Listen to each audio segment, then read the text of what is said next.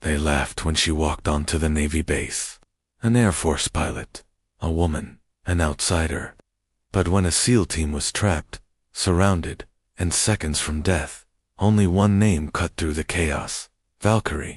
The pilot they had cast aside became the legend they now saluted. The morning sky above the Pacific was pale and cool when Captain Emily Carter stepped off the transport plane. The air smelled of fuel, salt, and metal. She had walked across many runways in her career, but this one felt different. It was not home. This was a Navy base, a place where carrier pilots, sailors, and SEAL teams lived in their own tight circle of pride. Emily was not Navy. She was Air Force. And not just any officer. She was one of the very few certified to fly the F22 Raptor in combat. Her call sign had once been stormed. Now she carried her flight bag over her shoulder, boots clicking on the concrete, every step watched. Ground crews moved around her with practiced speed, pushing carts of tools, shouting orders, running checks on jets. Yet when eyes caught sight of her uniform patch, they paused. Conversations dipped. Someone whispered. She felt it. The same silent question repeated over and over in their stares. Why are you here? Emily knew the answer, but she also knew it would not matter. She had been sent to instruct Navy aviators and SEAL teams in joint air operations. To many, that was an insult. She was an outsider. And worse, in there saw a woman stepping into a tradition of men. A small group of Navy pilots leaned against the shadow of a jet ahead. One smirked and spoke just loud enough for her to hear. Thought this was a Navy base, not an Air Force recruitment ad. The others laughed under their breath. Emily's jaw tightened. She kept walking. She had heard such words before. They wanted her to react, to flinch, to prove their prejudice right. She did none of it. Respect was never given to her. She had always earned it. From a tall glass window above the tarmac, Admiral Richard Hawthorne watched. His arms were crossed, silver hair sharp against his weathered face. He had served long years, leading squadrons and shaping warriors. To him, Emily was not impressive. She was a disruption sent by Washington, another example of politics reaching into his command. He did not like being told whom to trust, whom to welcome. Later that morning, Emily entered the briefing room. Her back was straight, her eyes steady. Around the long table sat SEAL leaders at one end, Navy pilots at the other. Hawthorne took his seat at the head. His voice was low but sharp. Captain Carter, welcome to Coronado. I trust your flight was comfortable. Yes, sir, Emily replied. He tapped the folder before him. Your file is impressive. F22 tours, commendations, combat experience. But let's be clear, this is a Navy installation. Our standards are not the same as yours. Emily met his eyes without blinking. With respect, Admiral, that is exactly why I'm here. Different branches, different methods. Joint training is meant to save lives when those differences meet in combat. For a moment, silence stretched.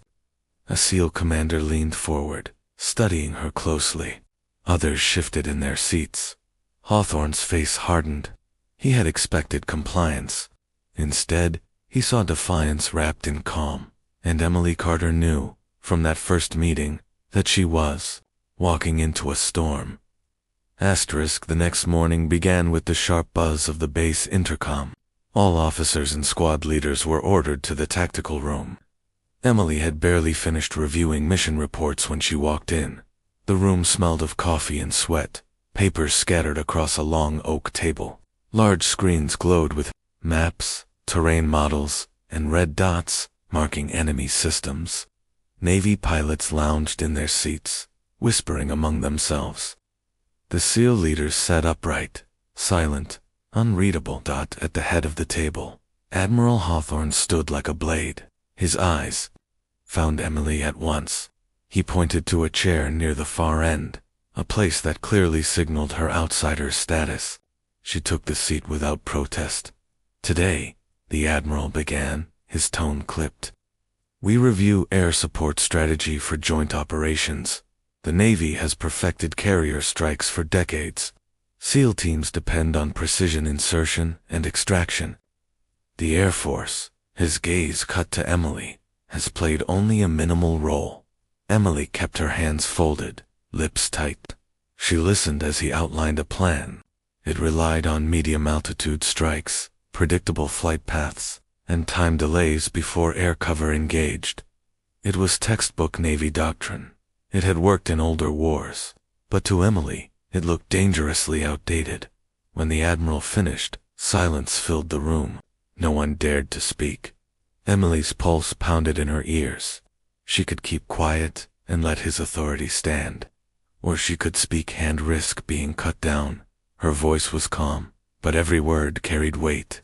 With respect, sir, those tactics are unsafe. Modern surface door systems are designed to target aircraft at medium altitude. Flying those routes would expose every pilot. We've already lost assets in overseas conflicts because of the same approach. The room stiffened. Several aviators smirked, waiting for the clash. A few SEALs leaned forward, curiosity in their eyes. Admiral Hawthorne's jaw tightened. Captain, this is Navy doctrine. These methods have stood the test of time. You are not here to rewrite them. Emily held his gaze. Doctrine doesn't stop missiles, Admiral. Adversaries adapt. If we want our teams alive, we must adapt faster. Low-altitude, high-speed maneuvers, combined with stealth would give us the edge. The F22 is designed for that. If we coordinate those maneuvers with SEAL extractions, survival rates increase tenfold. A young SEAL at the back muttered under his breath, "She's not wrong." His commander silenced him with a glance, though his own eyes revealed thoughtfulness. The Admiral rose to his full height, his voice sharp as steel. "Enough. Captain Carter, you will not lecture my command. You will observe, give limited input, and follow orders. Pack your gear. Effective immediately. You are relieved of duty on this base." Gasps broke across the room. Pilots smirked, satisfied. The SEALs sat motionless, their expressions stone. Emily stood slowly, her chair scraping against the floor. Fire burned in her chest, but her face remained calm. She gave a crisp salute. The sun was harsh over the tarmac, as Captain Emily Carter walked away from the command building. Her orders had been clear. Leave the base. Her boots struck the concrete with steady rhythm, though her chest burned with humiliation. She had been dismissed before in subtle ways, skeptical instructors, arrogant peers, but never this publicly. Never in front of the toughest warriors in the country. To be thrown out by Admiral Hawthorne was more than rejection. It was meant to erase her. At the small quarters assigned to her, Emily packed her duffel with precise movements. Every fold of clothing, every strap tightened, carried the weight of silent defiance.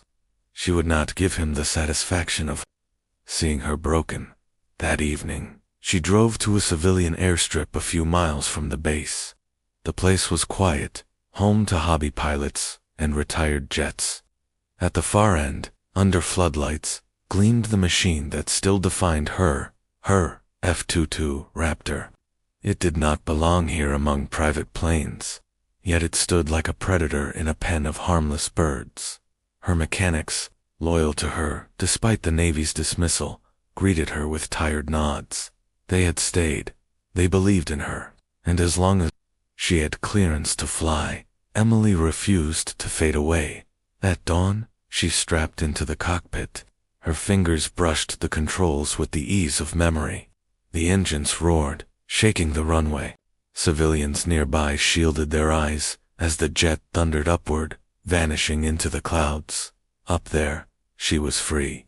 The sting of humiliation fell away with every climb, every roll, every sudden dive.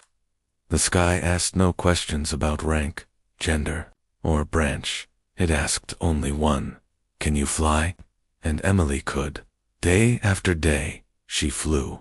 Her routines became sharper, more daring. She skimmed the ocean so low that spray kicked up behind her wings. She twisted the jet in maneuvers that textbooks still called impossible. She practiced strike patterns, simulating rescue operations, timing her passes with brutal precision. At first, the Navy ignored her. Admiral Hawthorne believed she would fade into silence, but whispers traveled faster than commands. Sailors stationed near the airfield caught glimpses of her flights. They told others, and soon, shadows began to gather. The SEALs at first, only a few. They stood at the edge of the field, arms crossed, sunglasses hiding their eyes. They never spoke to her.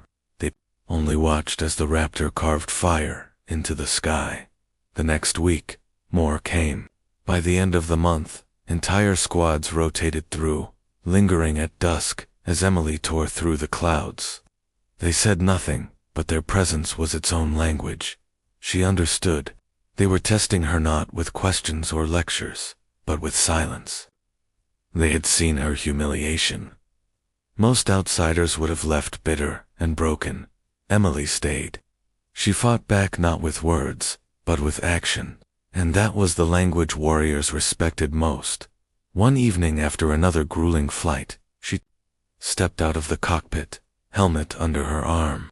Commander Harris, one of the SEAL leaders, stood near the fence.